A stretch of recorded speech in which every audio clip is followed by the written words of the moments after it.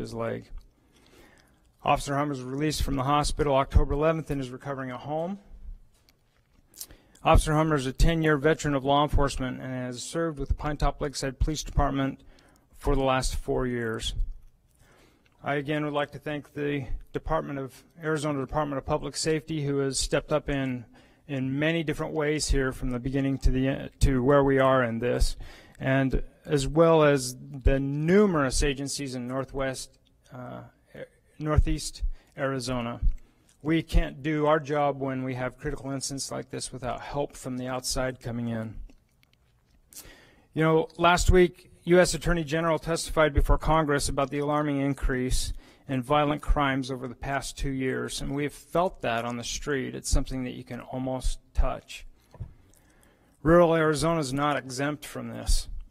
We're seeing a spike in calls for service with an increase in potential for violence and fewer officers to handle them. The director was out a couple of weeks ago with the sheriff and the chief of Phoenix and talked about the difficulty recruiting in the Phoenix area. And in a rural area, that's just magnified all the more. It's virtually near impossible.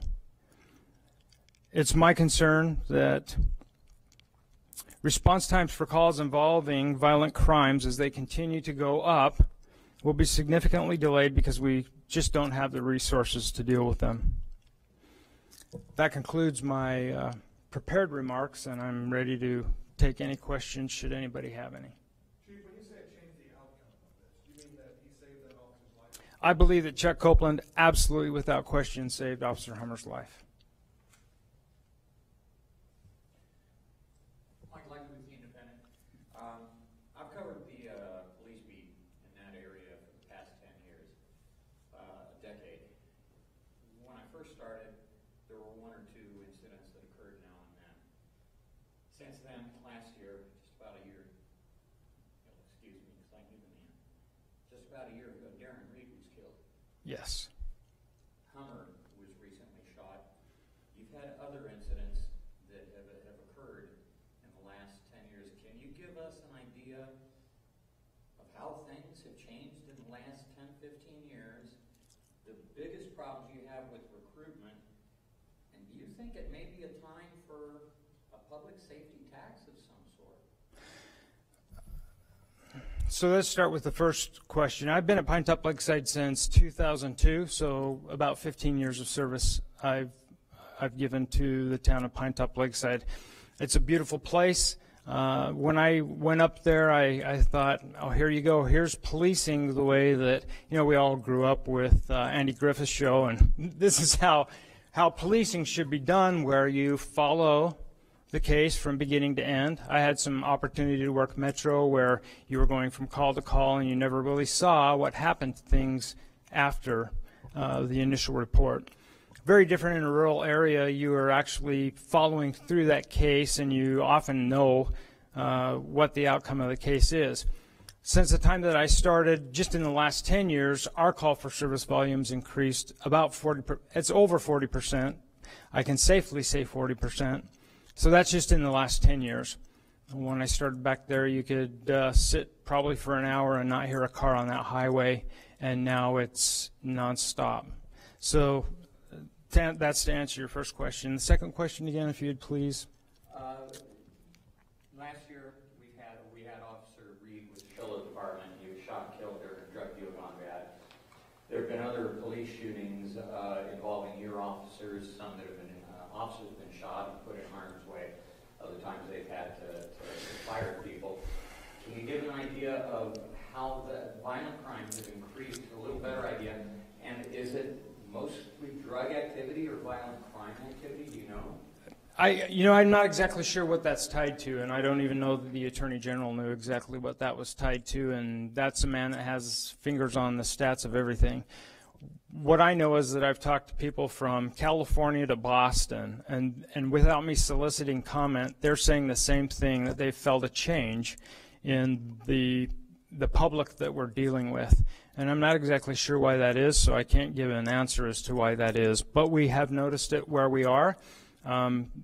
The people that oversee our police department, we have a very good council and town manager who have open ears to this, and I believe in the near future, and in fact now we're doing things to take care of that. I think the last question was something about a tax. You know, I'm not going to get into taxes and non-taxes, but everybody has seen the movie where someone gets arrested and they're not happy about it, and they say, you know, my taxes pay your salary.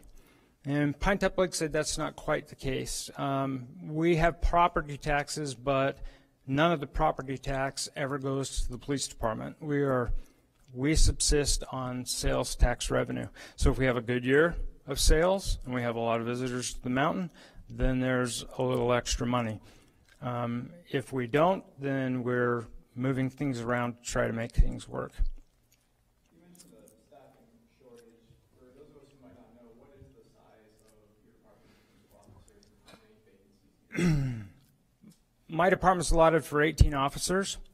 2 are out on special assignment that must be there. They're with Major Crimes Apprehension Team and a state gang task force.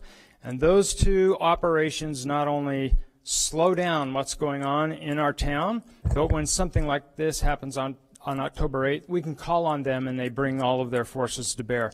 So I can't in good conscience bring those officers back. That's 2 down off the road. I've got 2 recruits in the academy. They won't see service, and they're brand new until April, May. So that's 2 more down. I have 2 on medical leave. One of those would be Officer Hummer. That's 2 more down. And I'm trying to think. You kind of caught me off guard on that one. But there are 2 in the academy, 2 on special assignment, 2 on medical leave, and since 2006, I think we've had 1 officer and 1 evidence tech cut from the budget. So we're about 6 or 7 down, boots on the ground from where we were in 2006. So we are working towards getting that back to where it needs to be, and there's open ears, and we're moving forward. We're grateful that our officer is healthy and safe and is recovering. I thank you again for everybody being here. And at this time, I think we'll call it a... One more question about Officer Hummer. Just one more. What's his prognosis? Is he going to be 100%? What I know about Officer Hummer is that he's walking with a walker, and he can start to bend that knee a little bit. He is recovering at home, and that is the last medical update. You know, you see a doctor, you know, every couple of weeks. So the last one that we got is that as far as his long-term prognosis, I think that's yet to be determined.